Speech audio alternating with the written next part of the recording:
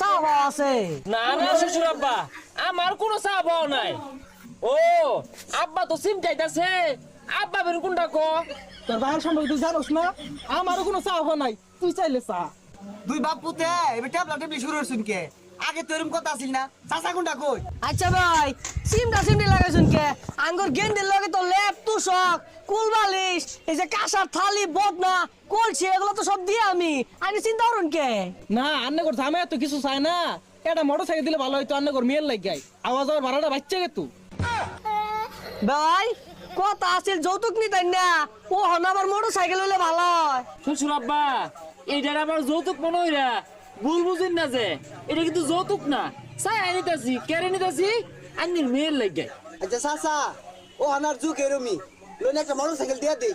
বেবা motor cycle তো বিষয় না, আনের মেয়ে আয়া ঘুমাইব কই, একটা খাট দরকার। সকালে